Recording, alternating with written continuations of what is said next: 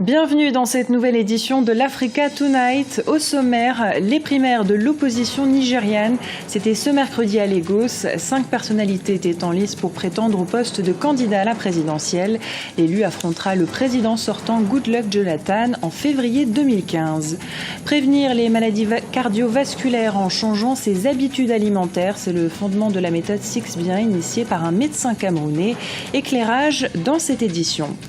Oscar Pistorius sera rejugé en appel. Le procès du champion paralympique sud-africain, condamné à 5 ans de prison pour avoir abattu sa petite amie, sera réexaminé à la demande du parquet. Des élections primaires pour choisir son candidat à la présidentielle de 2015. C'est ce qu'a organisé l'opposition nigériane ce mercredi à Lagos. 5 candidats sont en lice dans ces primaires de l'APC, le Congrès progressiste. Le candidat choisi affrontera le président sortant Goodluck Jonathan, prétendant à sa propre succession. Ibrahim Ndiaye. Qui va représenter l'opposition à la présidentielle de février 2015 au Nigeria? L'opposition a organisé ce mercredi 10 décembre des primaires pour choisir son candidat et ce sont les délégués du Congrès progressiste APC qui devraient trancher et choisir une personnalité sur les 5 candidats en lice pour affronter le président Goodluck Jonathan. Bien sûr qu'il y a toujours des chances d'avoir un chef de position, voilà, puisqu'ils sont 4, 5, il y a Buhari, il y a Tiku, il y a notre gouverneur de Imo State, ils sont moins 4, 5. Donc, à la fin, il y a un qui va y arriver. Voilà. Donc, on va voir qu'est-ce qu'ils ont comme projet. Face à Jonathan, avec toutes les transformations que Jonathan a faites au Nigeria, depuis quelques années, qui a redressé le Nigeria en termes de développement. Et on ne sait pas qu'est-ce qui peut battre Jonathan aujourd'hui. L'organisation de ces primaires est saluée par de nombreux observateurs. Pour eux, ces primaires sont un symbole de la vitalité de la démocratie au Nigeria. Bien sûr, c'est la démocratie qui s'est installée au Nigeria depuis un bon moment. Et en Afrique, dites-moi où, dans quel pays on a eu des primaires, sauf le Nigeria, franchement. Donc, c'est un signe très très fort venant du Nigeria au monde entier, comme quoi nous sommes bien installés dans la démocratie. Voilà, c'est pour cela qu'aujourd'hui l'opposition APC vont élire leur chef de bataille pour les élections présidentielles au mois de février. Parmi les 5 candidats aux primaires de l'APC, le Congrès progressiste, 2 sont favoris. Muhammadu Buhari, âgé de 77 ans, candidat lors des 3 dernières élections présidentielles, et Atuka Abubakar, l'ancien vice-président d'Olusegun Obasanjo de 1999 à 2007. L'APC regroupe 4 partis d'opposition.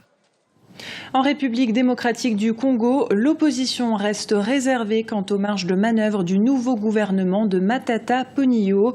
Même si le Premier ministre est maintenu à son poste, il va désormais devoir composer avec des poids lourds politiques. Beaucoup s'interrogent sur sa capacité à gouverner dans ces conditions. Écoutez la réaction de Sami Badibanga, président du groupe parlementaire de l'Union pour la démocratie et le progrès social. Pour nous, c'est un non-événement. Vous savez qu'on n'avait pas participé aux concertations nationales, donc nous ne faisons pas du tout partie de ce gouvernement. Ce gouvernement, on le considère toujours pas comme étant un gouvernement de cohésion nationale parce que la majorité a plutôt procédé au débauchage de certains acteurs politiques dans différents partis politiques. Et donc, ça va plutôt entraîner une réaction rigide de la part de ces différents partis politiques.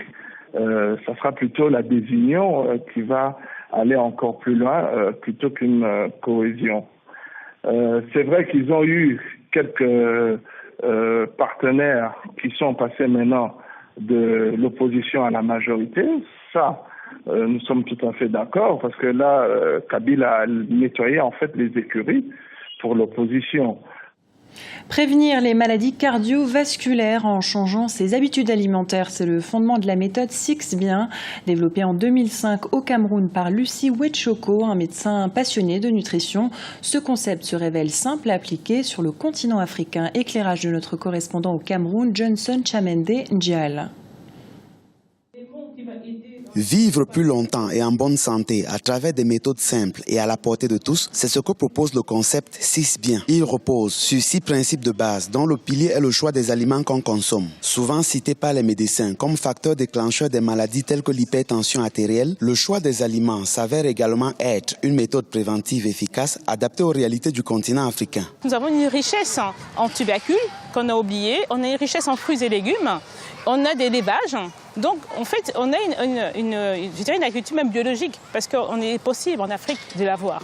Donc, il est possible d'élever les animaux en plein air, il est possible d'avoir des trucs frais, des aliments frais, et il est possible de cuisiner par haute température. Et ça ne coûte pas d'argent. Et c'est ça qui nous manque, en fait. Nous, on va dans les magasins acheter des aliments déjà tout faits. Alors que la maman peut aller juste au marché ou dans son champ. L'amélioration du capital santé passe aussi bien par un bon sommeil que par la pratique régulière de l'exercice physique. Le sommeil, c'est important. Il faut dormir tôt.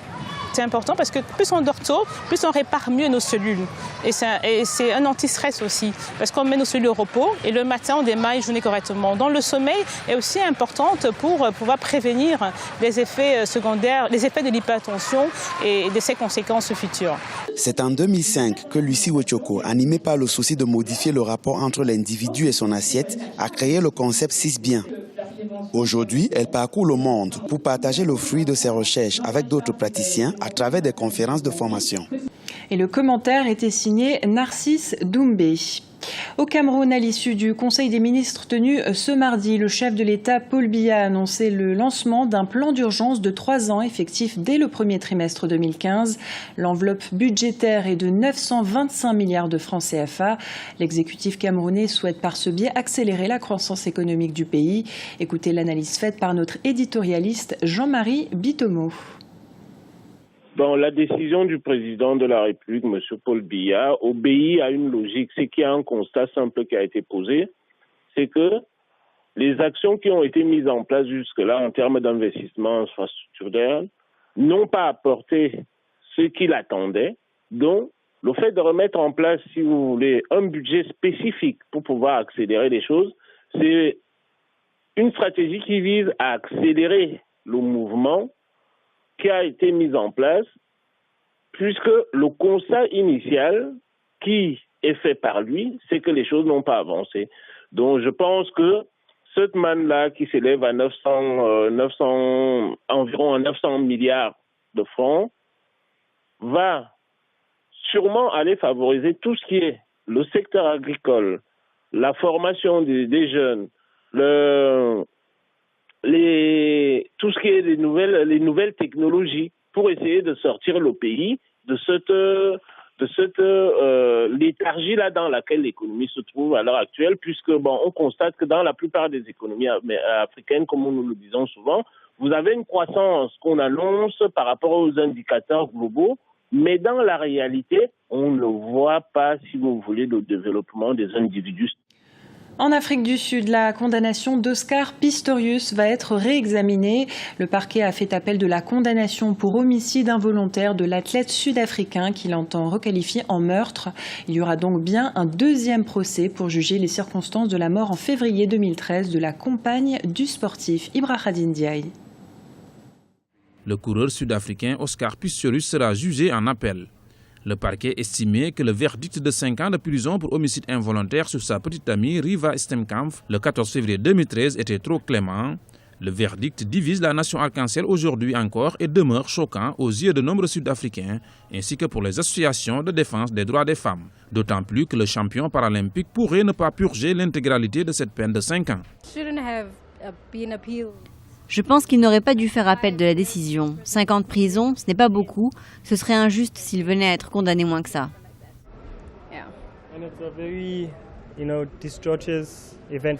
D'autant que c'est un événement dramatique pour la famille de se retrouver à nouveau embarqué dans ce drame.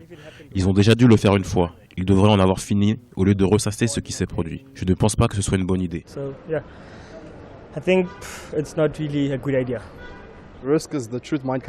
Je pense que le risque est que la vérité pourrait éclater et qu'il pourrait être jugé et condamné à une peine plus sévère. Le parquet avait demandé le 4 novembre 2014 à ce que l'affaire soit revue par la Cour suprême. Selon lui, Oscar Pistorius aurait dû être condamné pour meurtre et non pour violence ayant entraîné la mort. Rappelons que selon la loi sud-africaine, l'affaire ne pourra pas être rejugée sur le fond. L'appel ne peut porter que sur une erreur d'interprétation de la loi. Ce nouveau procès devant la haute cour d'appel risque de tenir en haleine à nouveau l'Afrique du Sud, et pas seulement. Ce journal a été réalisé par l'ensemble de la rédaction. Nous vous remercions pour votre fidélité.